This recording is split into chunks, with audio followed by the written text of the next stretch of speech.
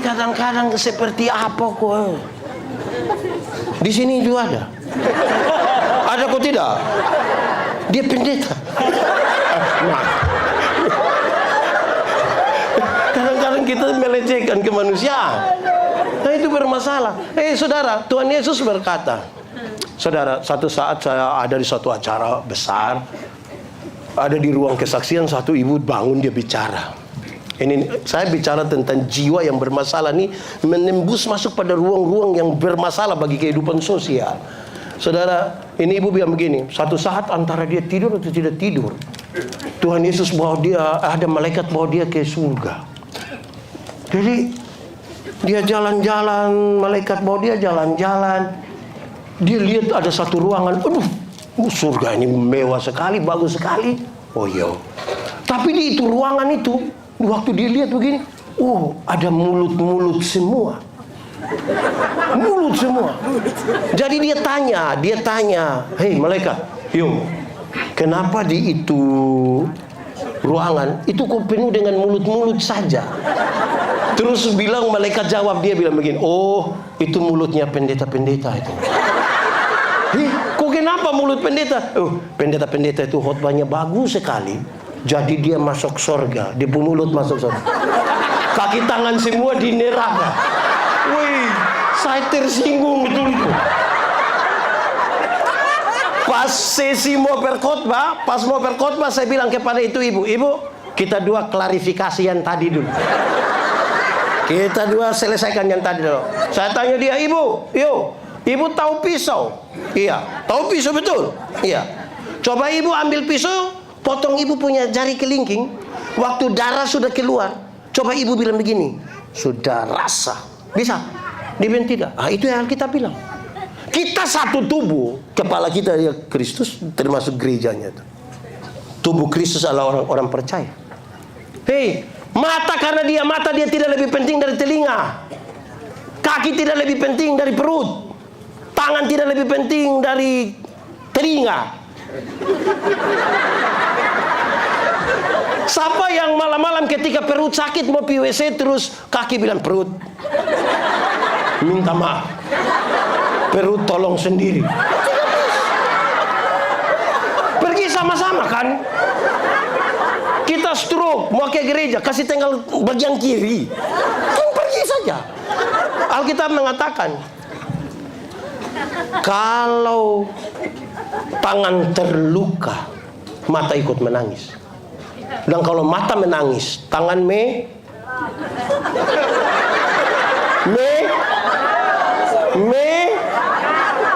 melap ya. Yang sudah, yang penting saudara mengertilah.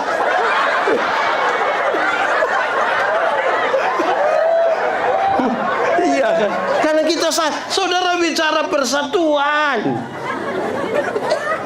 Kalau kita bicara, karena itu memahami diri, memahami persekutuan dalam rumah, memahami komunitas, dimulai itu bertahap-tahap. Saudara, kalau tidak selesai dengan diri, bermasalah di rumah, bermasalah di komunitas. Lalu kita mau ke mana? Terus separuh datangnya, saya kalau sudah kiri-kiri betul. Macam lagu di NTT saja, putar ke kiri. Pak pendeta, saya nih kalau baik lebih baik dari malaikat Bapak. Tapi saya kalau sudah marah itu Lucifer juga kalah. Ini manusia tidak jelasin. Kadang-kadang malaikat, kadang-kadang Lucifer. Ini tidak ada definisi. Jadi harus tegaskan diri. Khotbah masih lama ini. Tapi saya punya istri itu suka peringatkan saya. Dia selalu bilang begini, Papa kira Papa khotbah bagus. Saya bilang, Mama, orang undang saya seluruh Indonesia, Mama. Terus ibu bilang, Papa coba cek yang ikut Papa khotbah. Jangan sampai dong pulang orang bilang, kamu rugi tidak dengar pendeta Yandi khotbah. Kok iya? Dia bilang apa? Tahu? Pokoknya kita tertawa, senang-senang sekali. Tapi Bapak Mama dengar yang saya omong tadi kah? Mengerti kah? Oh yes. Saya bisa kasih sapu istri, mama salah, mama. Orang mengerti kok yang saya bilang, tapi bisa hafal yang tadi puji Tuhan. Ketiga, roh yang terkontaminasi dosa. Roh yang terkontaminasi dosa hari itu memutuskan hubungan dengan Tuhan Allah. Adam, yo, kamu di mana? Tuhan tanya begitu, bukan karena Tuhan tidak tahu dia di mana. Tuhan tahu kok tidak? Tahu. Nah, sudah tahu kenapa tanya?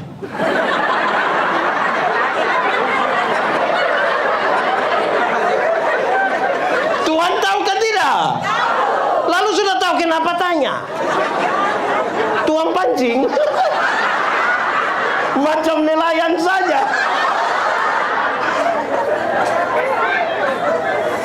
Hei, Adam, kamu di mana? Untung Adam tidak bilang kamu nanya.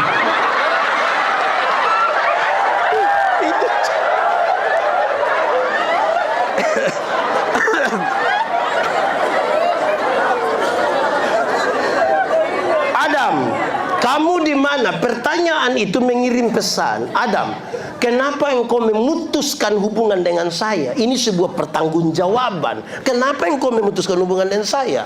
Ada masalah apa? Tuhan, kami di sini, Tuhan. Kamu buat apa di situ? Kami telanjang, Tuhan. Kenapa kamu telanjang? Kami makan itu buah. Nah, siapa yang suruh kamu makan itu buah?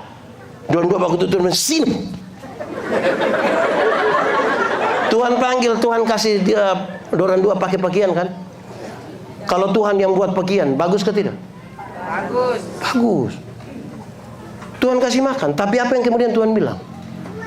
Keluarlah dari tanah. Sebelum itu saya mau kasih tahu saudara, orang yang terputus rohnya dengan Tuhan, dia tidak suka pada ibadah. Dia sudah mati sesungguhnya. Saya melayani anak-anak sekolah minggu, saya tanya orang, anak-anak, yuk, coba, anak-anak. Wih, tinggal anak-anak pun bapak.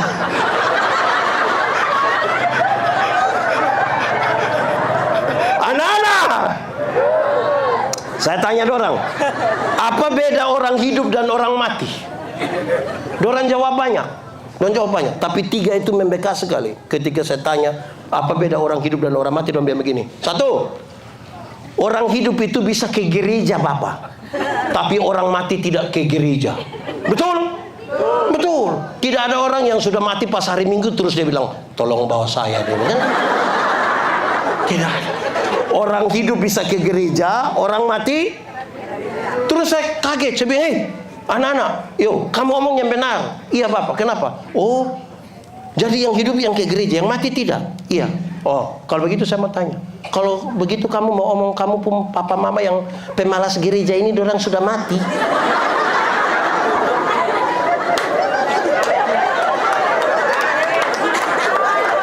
Karena yang hidup yang bisa ke gereja.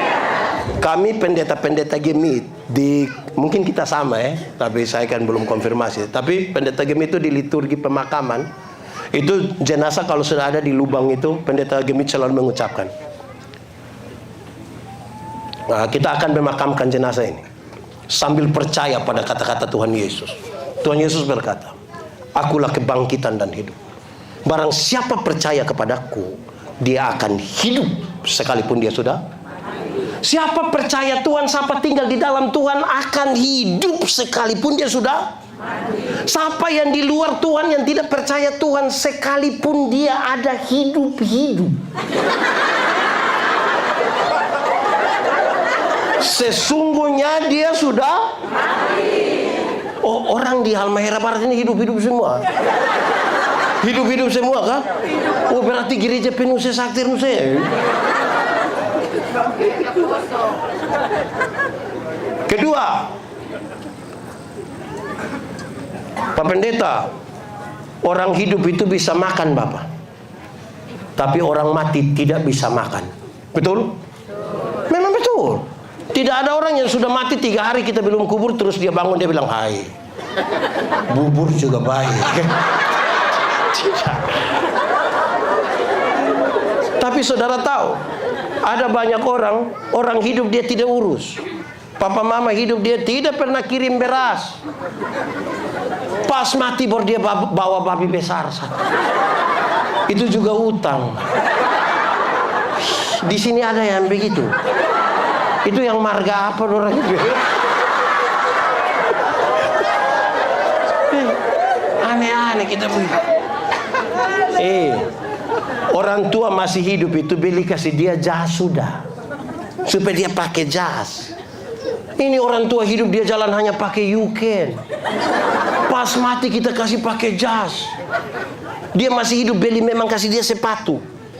Ini hidup dia jalan kaki kosong, kaki dong lebar-lebar begini. Pas mati kita beli sepatu ini. Akhirnya sepatu mana mau masuk di kaki yang begini? Kita hanya taruh saja di samping begini. Dulu sepatu masih posisi begini kita tidak beli. Sekarang sepatu posisi begini.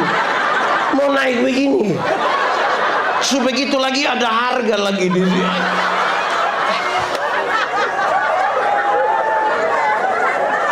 Baru dia pakai catatan. Saya tidak tahu di sini, tapi kami di NTT masih ada yang berpikir kalau beli untuk orang mati itu jangan tawar.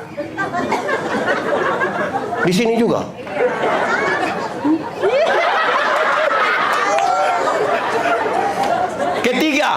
Ketiga, Dora bilang begini, Bapak, orang hidup itu bisa bicara, bisa omong, tapi orang mati tidak bisa omong, betul?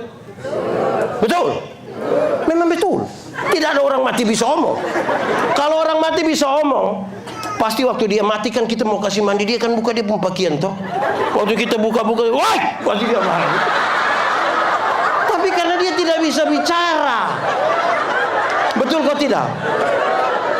Tapi saudara tahu, saya keliling semua daerah di NTT, saya keliling seluruh daerah. Terus banyak orang datang bilang ke saya, Pak Pendeta, yo, tadi malam nenek ada datang. Jadi saya tanya, siapa punya nenek? Kita punya nenek, Bapak. Nenek tinggal di mana? Itu hari dia di sini, Bapak. Sekarang dia sudah mati. Orang mati bisa bicara kok tidak? Bisa kok tidak? Nah yang tadi malam datang itu siapa pun nenek? Baru saya tanya, nenek datang kasih tahu apa? Nenek datang kasih tahu nomor KP, Bapak. Nenek tukang judi begini. Di sini ada yang biasa isi KP juga. Ada juga. Dapat ilham dari nenek. Saudara lihat kalau orang rohnya mati itu, macam-macam begitu sudah.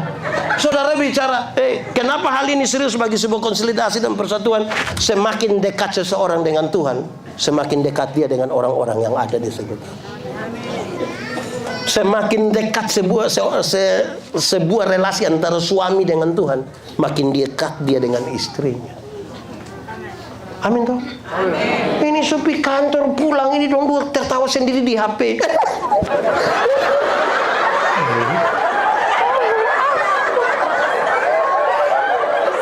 Di sini ada. Itu keluarga tidak pernah bicara, tapi kalau pergi ke pesta itu pakai baju seragam. Baru sengaja pencitraan itu. Oke, saudara lihat. Tubuh yang hidup, jiwa yang hidup, roh yang hidup. Sudah rusak ini. Sekarang mau menebusnya pakai apa? Dibutuhkan seorang manusia yang punya tubuh, jiwa, roh, tapi tidak boleh terkontaminasi dosa. Adakah manusia begitu? Tubuh, jiwa, roh yang sudah rusak karena dosa tidak bisa ditebus dengan ayam. Karena ayam hanya punya satu kehidupan. Dibutuhkan manusia yang punya. Itu yang membuat Tuhan Yesus Allah turun di dalam Yesus Kristus. Punya tubuh, punya jiwa, punya roh. Berdosa atau tidak? Karena dia tidak berdosa, maka kejahatan dosa kita ditimpakan kepadanya. Bahkan sampai dia mati. Waktu dia mati, kebangkitan itu menggerakkan itu. Saudara, disalib itu menarik. Ketika penjahat itu, Yesus, ingat aku kalau engkau datang sebagai raja. Dan Yesus bilang apa? Hari ini juga aku bersama-sama dengan kamu di Firdaus. Hari ini juga aku membawa kamu masuk ke dalam inti kehidupan. Karena tadi, karena terputus itu orang disuruh keluar dari Firdaus. keluarlah dari Firdaus. Di luar Firdaus ada pakaian yang indah kok tidak? Di luar Firdaus ada pakaian yang indah kok tidak? Ada. Ada makanan yang enak kok tidak? Ada. Tapi tinggal di luar Firdaus berarti tinggal di luar inti kehidupan. Berarti inti kehidupan tidak terletak pada pakaian dan makanan. Sekarang aku membawa kamu masuk kembali kepada Firdaus. Hari ini juga aku bersama-sama dengan kamu di dalam Firdaus. Karena itu, cari Tuhan jangan sekedar untuk sehat saja. Tuhan datang ke dunia bukan untuk bikin orang sakit jadi sembuh, walaupun bisa dia buat. Tapi bukan itu tujuannya. Ada banyak orang yang tidak kenal Tuhan malah lebih sehat dari kita. Yang biasa minum cap tikus itu dia minum dari 3 hari lalu sampai tadi pagi istirahat sedikit baru minum, dia tidak tahu sakit. Kita yang mengaku percaya Tuhan ini duduk di dekat situ kok ada kena embun sedikit pulang pilek. Jangan ukur Tuhan hanya dengan kesembuhan. Jangan cari Tuhan hanya untuk dapat kekayaan. Tuhan datang ke dunia bukan untuk bikin orang miskin jadi kaya. Walaupun bisa dia buat, tapi bukan itu yang utama. Ada banyak orang yang tidak kenal Tuhan malah lebih kaya dari kita. Itu koruptor, orang itu kaya-kaya semua. Dorang punya rumah 2, 3, 4, 5. Sampai tidak suka tinggal di rumah, dorang tinggal di penjara sana.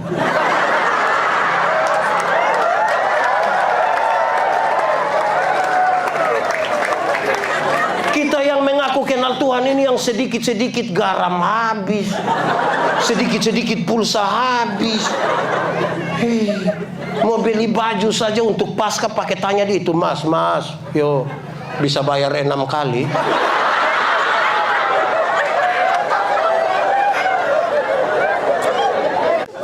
Tuhan datang ke dunia untuk apa? Ini pernyataan serius ini. Tuhan kasih tahu. Kalimat Yesus ini menjadi penting. Carilah dahulu kerajaan Allah dan kebenarannya. Selamat dulu. Baru yang lain itu di kekayaan, kehormatan di, jabatan di, umur panjang di, istri di.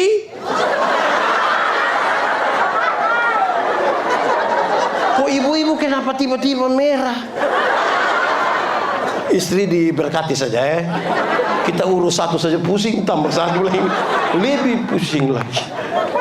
Nah saudara lihat ya, kebangkitan Kristus itu pemulihan sebenarnya, pemulihan relasi. Kematiannya sudah kan. Orang tanya siapa pendeta kenapa Yesus mati, itu bagian dari sebuah konsistensi. Sangat konsisten. Hukum Taurat yang berdosa tetap harus. Tapi kita bersyukur. Kita yang berdosa tetap di sini. Saya kira apalagi ada teman-teman pendeta, teman-teman pekabaran Injil suka pakai kisah ini. Di abad ke-19 itu ada seorang, ini saya hanya bercerita ulang, saudara-saudara, tapi saya ingin ulang. Di abad ke-19 itu ada seorang jenderal tentara di Rusia yang anti pemerintah, karena itu dia bergerilya dari hutan ke hutan untuk melawan pemerintah. Jenderal Samila. Ada satu waktu mereka kehilangan bahan makanan. Anak-anak buah datang, lapor komandan, ya bahan makanan kita dicuri orang. Oke. Cari yang pencuri, tangkap dan hukum dia di hadapan semua orang. Biar yang lain jangan coba-coba mencuri. Kamu jangan coba-coba kembali kalau tidak dapat yang mencuri. Beberapa saat kemudian dia dapat laporan. Lapor komandan. Kenapa? Yang pencuri sudah kami tangkap. Oke. Siap algojo, siap semua orang. Nanti sudah beres, datang kasih tahu saya, hukuman dimulai. Setelah semua beres, mereka datang lapor. Lapor pak, semua sudah beres. Ketika Jenderal Samila pergi ke sana, betapa terkejutnya dia. Kenapa? Karena yang pencuri itulah ibu kandungnya sendiri. Kalau dia hukum dia punya mama kandung, ini anak yang baik atau tidak? Tidak baik. Bagaimana ibu yang melahirkan dia hukum. Tapi kalau dia tidak hukum dia punya mama kandung, ini dia pemimpin yang baik atau tidak? Tidak, orang lain dia hukum, ibu kandungnya dia tidak hukum. Lalu apa yang dilakukan oleh Jenderal Samila? Dia buka jubah tentaranya yang penuh dengan bintang-bintang itu. Dengan berbadan telanjang, dia peluk kuat-kuat ibunya. Terus dia bisikan satu kalimat yang penting sekali. Dia bilang, "Ibu, aku mengasihi engkau." Ibunya menangis sekuat-kuatnya dan dia peluk kuat-kuat dia punya ibu. Terus dari mulutnya sendiri dia perintah ajudan-ajudannya, "Cambuk!" Orang dicambuk kok saudara tertawa? Saudara kehilangan kasih. Jadi Algojo maju dan mulai cambuk dia punya mama. Tapi karena dia peluk kuat-kuat dia punya mama, tidak ada cambukan satu pun yang kena pada tubuh ibunya. Semua terkena pada tubuh Jenderal Samila. Saya mau tanya, ada kasih atau tidak? Ada keadilan atau tidak? Ternyata kita diajarkan kasih dan keadilan hanya bisa berjumpa melalui sebuah pengorbanan. Itu kisah Paskah.